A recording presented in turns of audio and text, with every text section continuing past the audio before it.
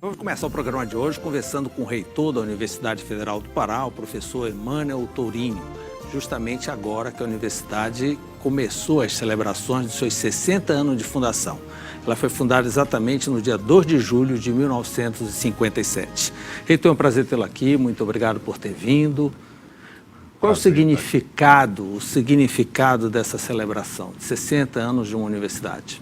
É uma realização de um grande projeto, né, que importa, contribui para o desenvolvimento de todo o estado do Pará. A universidade começou em 57 com a junção de 7 faculdades isoladas. Eram independentes, mas já eram federais, né? Já eram mantidos? Não eram federais. Não, elas eram locais, né, algumas tinham sido fundadas no começo do século, né, Faculdade de Direito, Faculdade de Medicina, aí tinha também Faculdade de Farmácia. E de Engenharia. A de Engenharias, a de Ciências Econômicas, Contábeis. Essas se reuniram? Isso. 7 faculdades foram reunidas e constituíram a Universidade Federal do Pará. Isso em 1957. E isto, que era um projeto, então, que tinha essa dimensão, hoje se tornou uma instituição que está presente em 74 municípios do estado do Pará, tem mais de 50 mil alunos, oferece 89 cursos de graduação, 40 cursos de doutorado, 80 cursos de mestrado, já formou milhares e milhares. É uma das maiores do país, em nível federal, não? Ela está sempre entre as 3 maiores federais.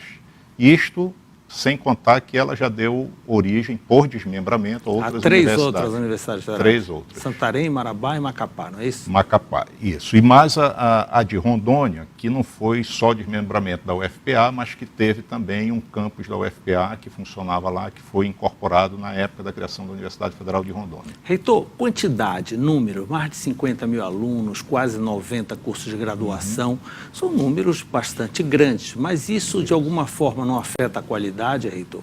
Então, é um grande desafio, né? Nós vivemos num país onde dificilmente se tem escala e qualidade. A universidade, ela é uma instituição que tem conseguido avançar nas 2 direções. Ela consegue expandir a oferta e ela consegue avançar na qualidade. A cada ano que saem as avaliações do MEC, a nossa instituição apresenta um desempenho melhor. Nós já estamos entre as melhores universidades brasileiras. O último ENEAD foi positivo. No último ENEAD nós tivemos 5 cursos que participaram e as notas ficaram notas 5, notas 4 e algumas notas 3, nenhuma nota. Ele não inclui todos os 3. Cursos da universidade? A universidade que oferece determinados cursos? Não, é assim, a cada ano o ENEAD abrange os cursos de uma determinada área. Agora, só voltando para essa questão da qualidade, talvez você acompanhe, a Folha de São Paulo faz um ranking das universidades brasileiras. Nesse o único ranking nacional, né? A universidade está em 29º lugar dentre as 200 universidades brasileiras. É um ranking que afere basicamente a qualidade. Eu vi também no material divulgado agora pelo evento dos 60 anos, são 40 cursos de doutorado. Isso. Existia uma defasagem muito grande entre Sul e Sudeste e a Amazônia com referência à formação de doutores. Sim. Isso já está mais equilibrado, reitor? Está um pouco mais equilibrado. Hoje nós dependemos menos do Sudeste para formar os nossos doutores. Antigamente, qualquer profissional daqui que quisesse fazer doutorado tinha que viajar para o Sul, Sudeste para fazer. Hoje, com essa oferta, a gente já forma muitos doutores e isso tem permitido que, na hora de contratar novos docentes, a gente já contrate doutores. Profissionais já formados para o ensino, a pesquisa, isso nos ajuda muito. Mas ainda temos muito a avançar. A região amazônica e o Pará, em particular, são espaços onde a proporção de doutores por 1.000 habitantes apresenta as menores taxas. Então, nós ainda precisamos expandir essa oferta de doutorados, formar muito mais doutores. Agora, já temos um contingente significativo de alunos. Para você ter uma ideia, no estado do Pará todo, há menos de 4.000 doutores. Isso formados ao longo dos últimos 50 anos. E hoje, a Universidade Federal do Pará, sozinha, tem 2.000 alunos de doutorado. Sobram vagas no doutorado? Falta incentivo? O que é que falta? Mais cursos, é isso? Faltam mais cursos, mais docentes, porque o que acontece? A universidade, quando abre um curso desse, você pensa, bom, se ela abrir um curso novo, ela terá novos professores para poder arcar com mais este curso, mas isto não acontece. Nós temos que passar a ofertar graduação, mestrado e doutorado com o mesmo número de docentes que nós tínhamos antes. Então, isso limita também quantas vagas cada curso pode oferecer. Então, nós precisaríamos ter mais vagas para poder aumentar a oferta de vagas nos cursos já existentes e precisamos criar doutorados também naquelas áreas onde hoje nós só temos o mestrado.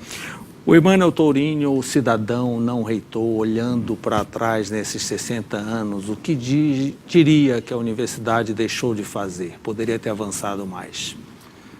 Olha, a minha vida desde a adolescência é na universidade, eu estudei na universidade, logo depois eu me tornei professor da universidade. Entrou e não saiu mais, né, reitor? Eu sou uma pessoa meio suspeita para falar, não é, das lacunas da universidade, porque eu sempre vivi intensamente a instituição e prezo muito todas as realizações dela.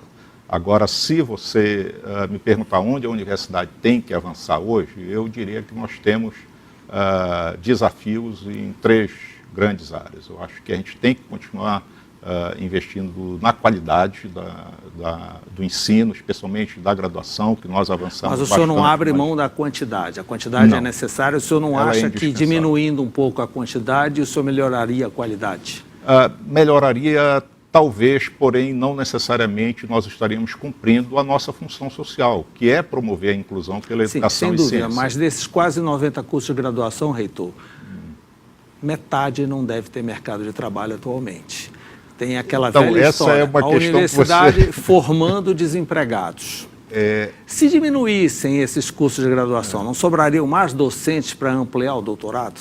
É mais ou menos assim. Você conhece jovens que tenham mais oportunidade de se inserir no mercado de trabalho sem curso de graduação, só com ensino médio, do que os que têm curso de graduação? Não, é lógico. Claro, Então sempre há uma perspectiva melhor de vida para esses alunos que têm acesso à educação superior. E nós estamos aqui numa região onde esse acesso ainda é muito reduzido face à demanda que existe. Há milhares de jovens que querem entrar numa universidade, não têm essa oportunidade. Então, este desafio da inclusão ele tem que estar colocado para nós. Tem um dado que sempre me impressionou muito, que foi o que aconteceu quando a universidade passou a usar o Enem como prova de ingresso. Qual era a diferença de você usar a prova da UFPA e usar o Enem? É que quando nós tínhamos a prova da UFPA, nós aplicávamos só nos nossos campi, 12 campi. E quando nós passamos a adotar o Enem... Tinham tópicos regionalizados, inclusive, na época. Também. Mas quando nós passamos a adotar o Enem, o aluno que queria concorrer a uma vaga na universidade, ele podia fazer a prova na sua cidade. Isso, sem precisar, era nacional. Entendeu? Nos 144 municípios do Pará, o jovem podia se candidatar a uma vaga na universidade. O que aconteceu? De um ano para outro, só com esta mudança, nós passamos a ter mais 50 mil candidatos ao vestibular. O que significa isso? Nós tínhamos um contingente enorme de jovens interessados em ingressar na universidade, mas que não tinham condições de se deslocar até uma sede da universidade para fazer a prova. Então, adotando o Enem, nós possibilitamos que esses jovens pudessem concorrer e muitos ingressaram. Então, uma coisa que é muito interessante hoje, em qualquer campus da universidade onde você chega, tem alunos de muitos municípios diferentes. Eles vêm de todos os lugares agora. Isso é um ganho enorme em termos de inclusão social. Por outro lado, é um enorme desafio também a mais para a universidade, uma vez que uma boa parte desses alunos são alunos carentes, chegam numa condição de vulnerabilidade socioeconômica e a universidade precisa dar o suporte para que eles permaneçam e concluam os seus cursos. O senhor estava falando no que a universidade precisa avançar, eu acabei lhe interrompendo no primeiro tópico. Pode continuar os demais. Então, o primeiro era esse da qualidade acadêmica, o segundo é esse da inclusão mesmo.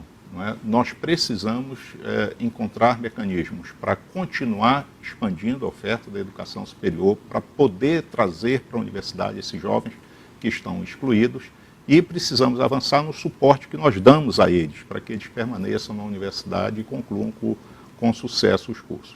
E o terceiro grande desafio, eu acho que é aperfeiçoar a gestão. Nós temos que melhorar tanto a gestão acadêmica como a gestão administrativa da universidade. Hoje as necessidades são diferentes. Hoje a universidade é toda informatizada, Heitor? Sim, mas todo o processo acadêmico, tudo? Tudo. Mas até aí este é um desafio que nós temos. Nós já temos um sistema que é capaz de gerenciar toda a universidade, tanto na parte acadêmica como administrativa, mas ainda estamos num processo de implantação de todos esses módulos. Alguns módulos ainda não estão em operação 100%. Esperamos ter isso plenamente funcionando até o final deste ano. Então, deixa eu voltar a um assunto com o senhor. Eu sei, o senhor já disse, é comprovado que aquele que tem acesso ao nível superior tem muito mais vantagem na competitividade da vida, não é verdade? Sim.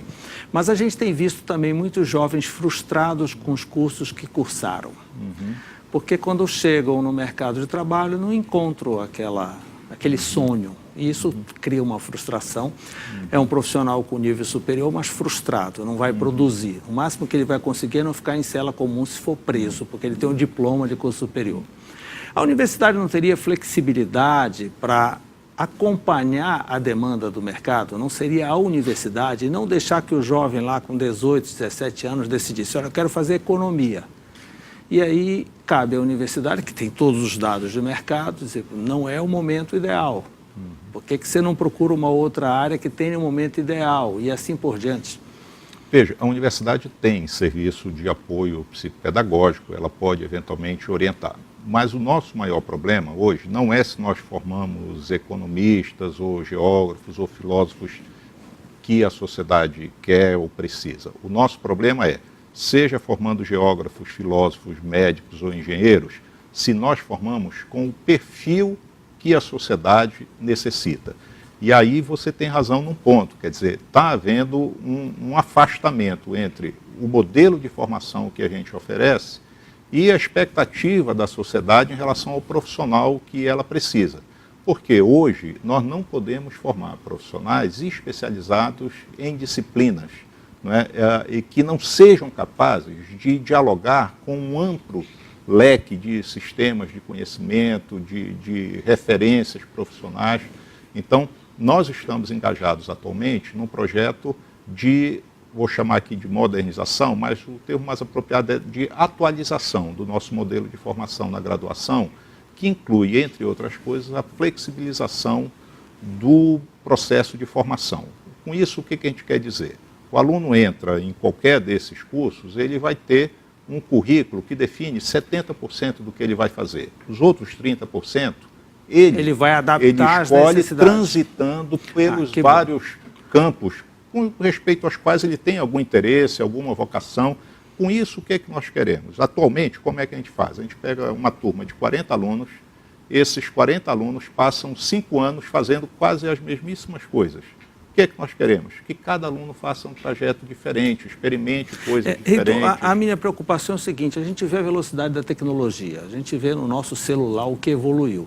As ementas dos cursos das universidades federais estão há anos.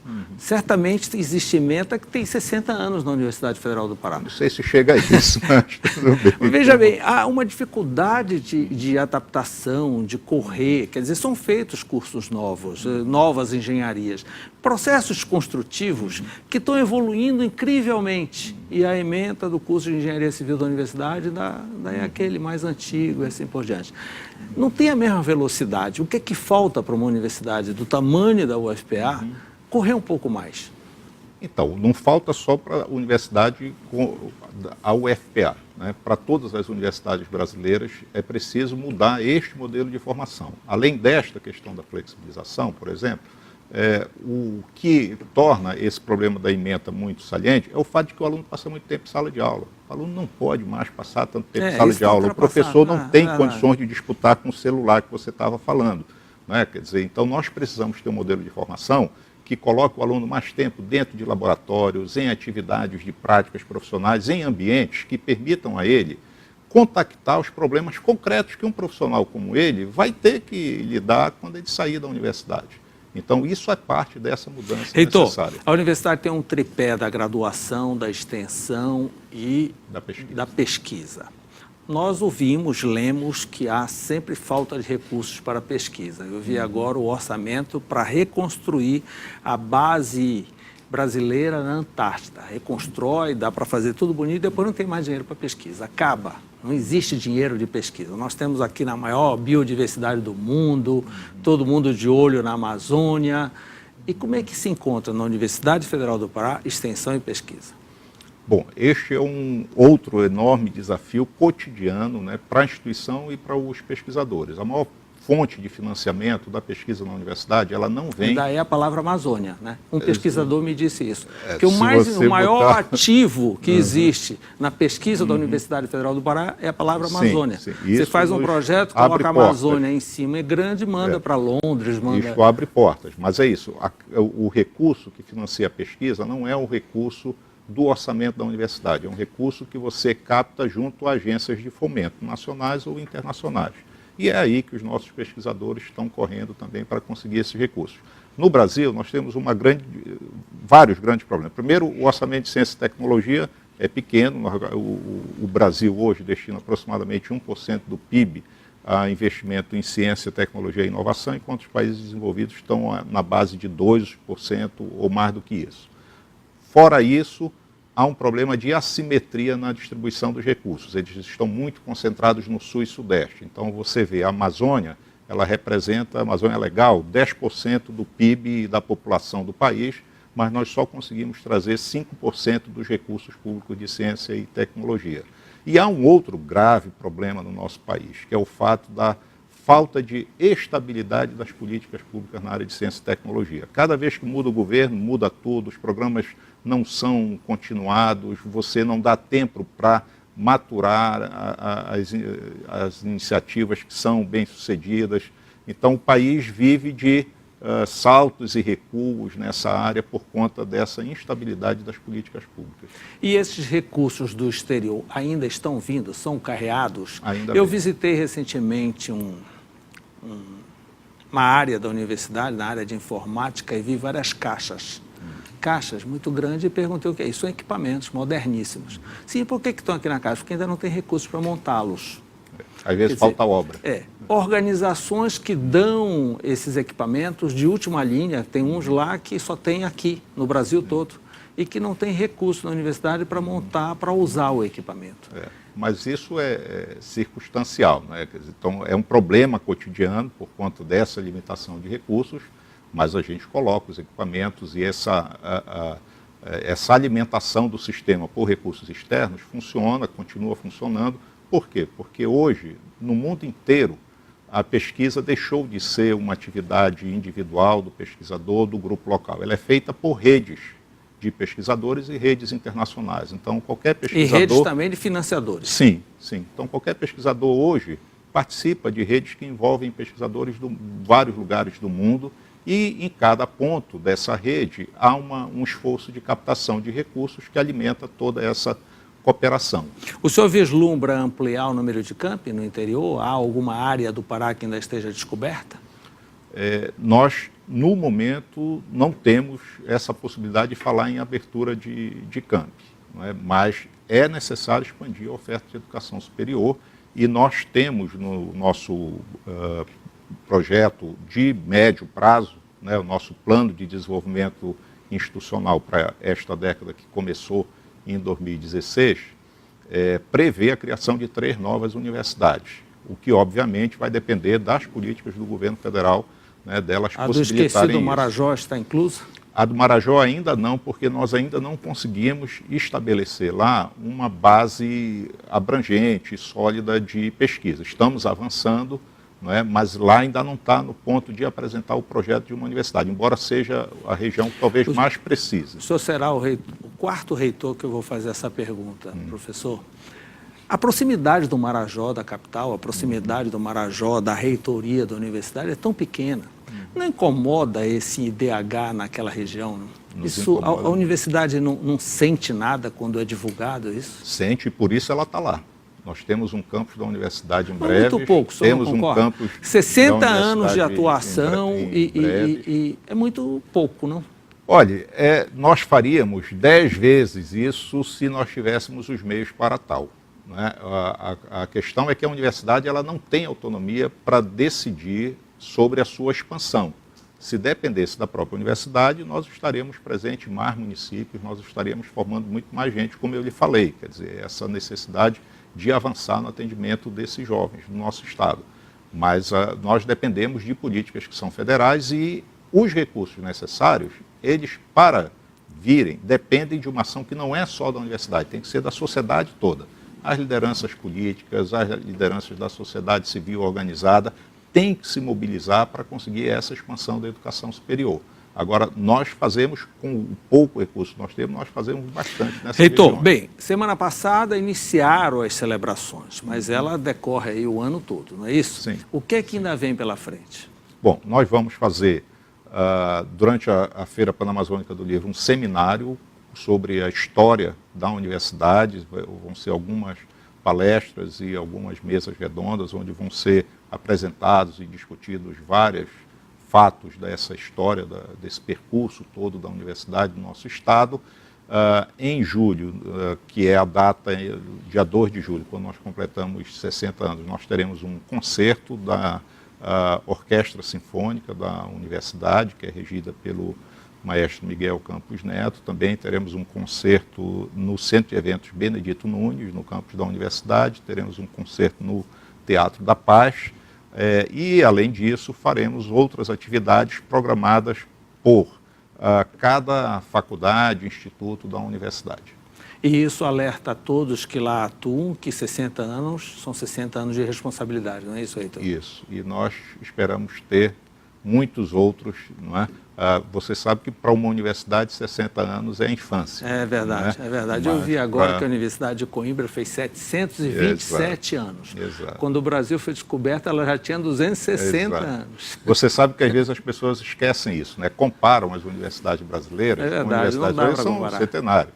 Né? Coimbra tem lá 700, Harvard, todo mundo fala, mas Harvard tem 400 anos. Você vai a Paris e diz, que Rio bonito, todo despoluído, e o Tietê todo poluído, né? Foram 100 anos para despoluir o Rio Sena. Né? Exato. Nós ainda não temos nem esse período. Nós vivemos uma nação onde tudo está ainda por ser feito, né?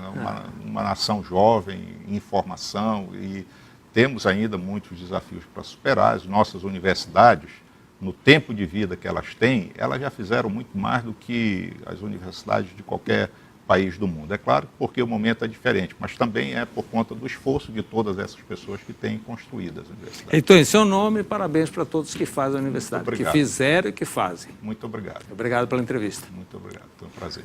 Logo depois do intervalo, vamos entrar na questão eleitoral da ATEP, que é a entidade que reúne os advogados trabalhistas de Belém. Volto já.